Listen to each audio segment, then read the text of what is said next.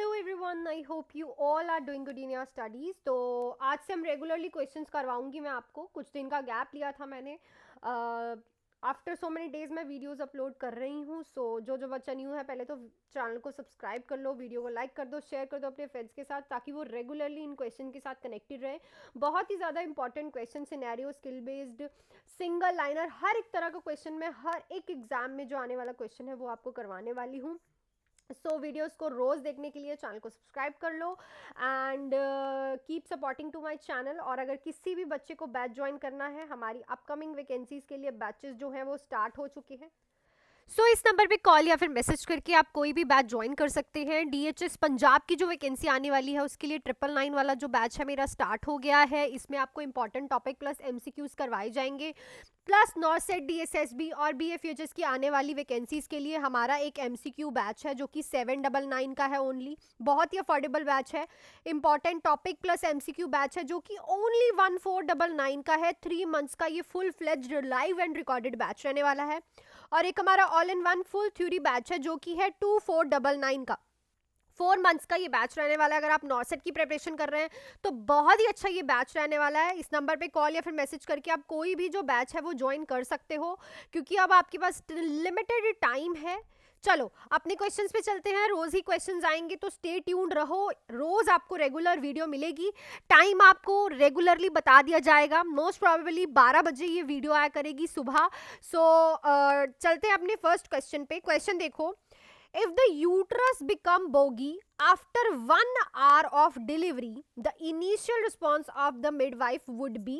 देखो, अगर उस एक पेशेंट की डिलीवरी हुई है, मदर की, 1 घंटा हो गया है और उसका यूट्रस जो है वो बोगी हो गया है, ठीक है, तो रिस्पॉन्स पहला क्या रहेगा मिडवाइफ का? वो नोटिफाई करेगी फिजिशियन को, चेक करेगी ब्लड प्रेशर, मसाज करेगी यूट्रस को, या फिर observe the amount of bleeding. देखो, बोगी हो गया है, सो ये मोस्टली हो जाता है। इसमें सबसे इनिशियल स्टेप होता है मसाज करना यूट्रस को, ठीक है। सबसे पहले आपको इनिशियल रिस्पॉन्स यही है कि यूट्रस को मसाज करो, ठीक है, क्योंकि कभी कभी क्या होता है कि जो यूट्रस है उसमें कुछ क्लॉट रह जाता है, या फिर पीपीएच होने का खतरा हो जाए, या फिर उसकी टोन जो है जिसको आप बोलते हो टॉनी यूट्रस, वो उसमें प्रॉब्लम आ जाती है। उसके बाद अगर मसाज करने के बाद भी प्रॉब्लम आ रही है तो आप पेशेंट को जो भी प्रॉब्लम आ रही है उसका फिजिशियन को बताओगे। सेकंड स्टेप आपका नोटिफाई द फिजिशियन रहेगा। उसके बाद उसका ब्लड प्रेशर चेक करना है और ब्लीडिंग के लिए देखना है, ठीक है, बिकॉज ये कॉम्प्लिकेशन है पीपीएच, पोस्टपार्टम हेमरेज की, ठीक है। चलो नेक्स्ट क्वेश्चन पे चलते हैं। On 3rd day postpartum day, Seema noticed some blood stain discharge from vagina of her newborn female baby, the best response from the nurse. तो देखो, पोस्टपार्टम डे है, 3rd डे है, तो सीमा देख रही है कि उसकी जो न्यूबॉर्न फीमेल चाइल्ड है उसके वजाइना में से छोटा सा ब्लड स्टेन आया है। तो बेस्ट रिस्पॉन्स क्या रहेगा नर्स का मदर को? Call the doctor immediately, reassure the mother that it is normal finding, set blood sample of the newborn for coagulation study, assess the newborn for bleeding for other parts। तो ये question का answer तो आपको पता ही है कि ये एकदम नॉर्मल स्टडी होती है। जब भी एक न्यूबॉर्न फीमेल चाइल्ड होती है तो उसकी वजाइना से ब्लड स्टेन देखा जाता है। इट इज़ वेरी नॉर्मल, और इस चीज़ का रिस्पॉन्स आप मदर को यही दोगे कि इस पर डरने की ज़रूरत नहीं है, हम जो है ये नॉर्मल फाइंडिंग है, और अगर बाई चांस कभी फिर से दिखता है आफ्टर सम टाइम तो डरने की ज़रूरत है, ठीक है, but it is a normal thing. चल नेक्स्ट देखो। 2 days after having a cesarean birth, a client complains of pain in a right leg. What should be the nurse initial response?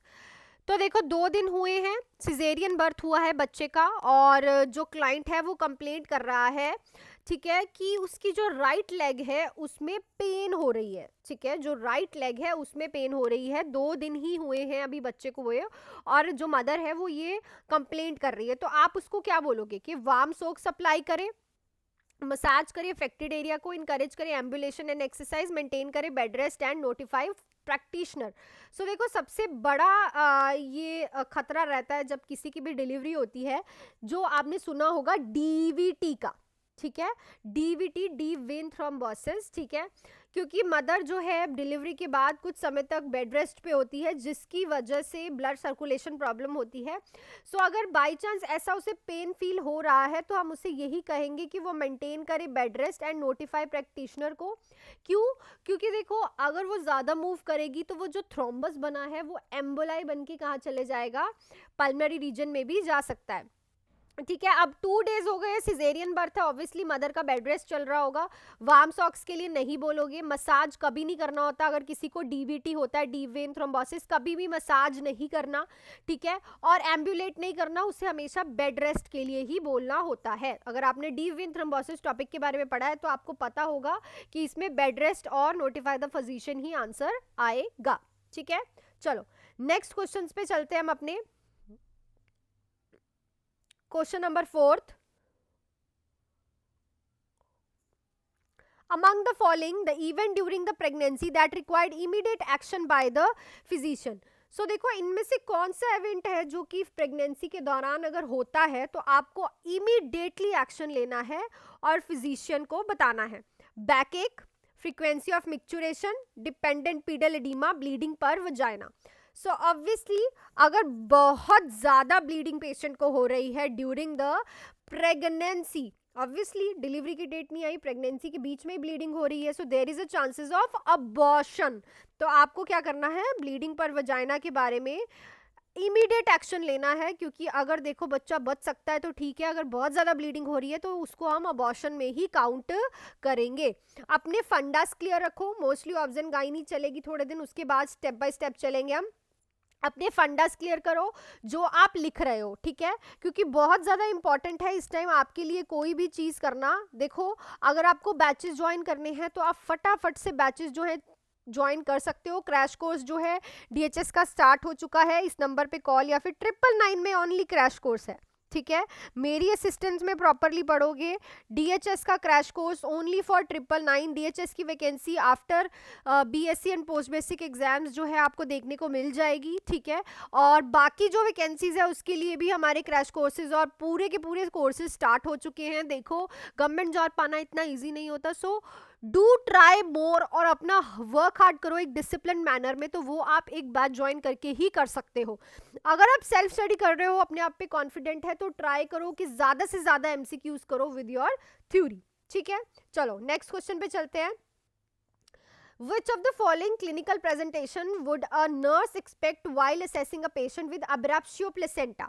So इनमें से कौन सी ऐसी clinical finding है जो कि आप assess करोगे patient में जिसका abruptio placenta हुआ है? abruptio placenta क्या होता है?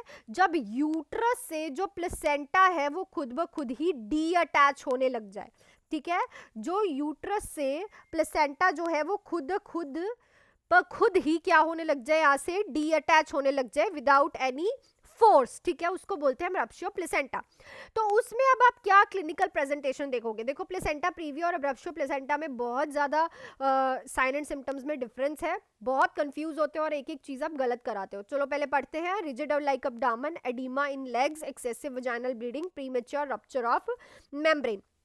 सो जब भी देखो यहाँ से ये जुड़ा हुआ है ना, जब भी यहाँ से अलग होगा तो ऑब्वियसली क्या होगी, एक्सेसिव वजाइनल ब्लीडिंग, और इसमें जो ब्लीडिंग होती है वो होती है पेनफुल, इसको याद रखना, ठीक है, क्योंकि देखो कोई भी चीज़ अगर हमारे चोट भी लगती है, ठीक है, उसके ऊपर से स्किन उतरती है तो हमें क्या होती है, पेन। ऑब्वियसली अब ये यहाँ पे अटैच हो चुका है तो जब ये अलग होगा तो पेशेंट को क्या फील होगी, पेन फील होगी। सो एक्सेसिव वजाइनल डिलीवरी होती है विद पेन। सो ये चीज़ आपको याद रखनी है।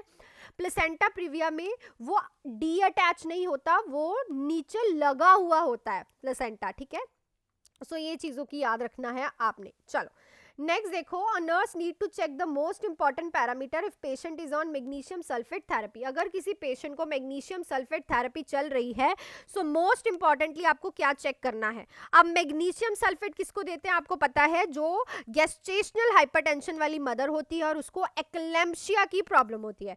तो अब आप उसको अगर मैग्नीशियम सल्फेट दे रहे हो तो कौन सा पैरामीटर मोस्ट इंपॉर्टेंटली चेक करोगे?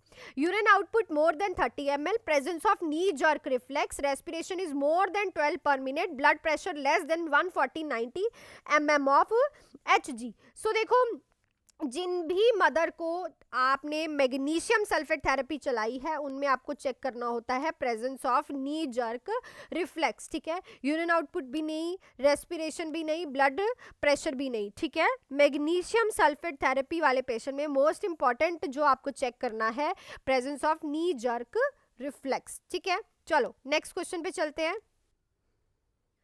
सो देखो अब हमारा नेक्स्ट क्वेश्चन है, Seema at 24 week pregnant comes to the antenatal checkup and complaints of edema in the legs. On examination BP उसका इतना आ रहा है, यूरिन सजेशन में प्रोटीनोयूरिया आ रहा है, तो प्रोबेबल डायग्नोज क्या हो सकता है। देखो सीमा 24 वीक से प्रेग्नेंट है, ठीक है, और जब वो चेकअप कराने आई है तो उसकी टांगों में सोजिश एडिमा देखने को मिला है और उसका बीपी बहुत ज़्यादा बढ़ा हुआ है, प्लस उसका यूरिन एग्जामिनेशन जब उसमें किया तो यूरिन में बहुत ज़्यादा प्रोटीनोयूरिया प्रोटीन प्रेजेंट है। तो इसका अब डायग्नोस क्या हो सकता है। देखो एग्जामिनर कितना तेज है, उसने सारे ही दे दिए, pregnancy induced hypertension, eclampsia, pre eclampsia, malignant hypertension. देखो जब किसी मदर को सिर्फ गेस्टेशनल हाइपरटेंशन होती है ना, तो उसका ओनली क्या होता है, बीपी इंक्रीज होता है, उसके यूरिन में प्रोटीन नहीं दिखता। यूरिन में प्रोटीन हमारी फर्स्ट स्टेज ऑफ एक्लेम्शिया, जिसको आप बोलते हो प्री एक्लेम्शिया, में आपको देखने को मिलता है। सो ये याद रखना, अगर इसमें ऐड करके उसने सीजर्स लिखा होता तो यहाँ पे हम एक्लेम्शिया को टिक करते। यहाँ पे सिर्फ अगर बीपी का लिखा हुआ तो induced hypertension, pregnancy induced hypertension को हम टिक करते। सो छोटी छोटी चीजें हैं, थ्योरी क्लियर करो अपनी, ठीक है, जितना हो सके। ओके चलो नेक्स्ट क्वेश्चन देखते हैं। क्वेश्चन नंबर हमारा 8, nurse is caring for patient who is experiencing eclampsia seizure at present, which among the following is a priority nursing intervention। तो अगर एक नर्स केयर कर रही है पेशेंट को जिसको एक्लेम्शिया के सीजर्स आ रहे हैं, तो इनमें से क्या प्रायोरिटी नर्सिंग इंटरवेंशन रहेगी। सीजर्स मतलब उसे इस टाइम क्या हो रहा है, फिट्स, दौरे पड़ रहे हैं, तो अब आपका प्रायोरिटी नर्सिंग एक्शन क्या रहेगा, ठीक है। At present which among the following is priority, maintain patent airway, admission magnesium sulphate, hold the patient tight, start IV fluid. देखो अगर यहाँ पे ऑप्शन लिखा होता प्रिवेंट फ्रॉम इंजरी तो हम उसको क्या करते, टिक करते, पर यहाँ के ऑप्शन में एट प्रेजेंट आपको पेटेंट एयरवे करनी है, उसके आसपास से जितने भी लोग होंगे उनको हटा दो ताकि एयरवे क्लियर रहे, ठीक है, उसको सांस लेने में दिक्कत ना आए। कभी भी पेशेंट को टाइट होल्ड नहीं करना अगर उसे सीजर्स पड़ रहे हैं, बिकॉज पेशेंट को प्रॉब्लम हो सकती है, फ्रैक्चर कुछ भी।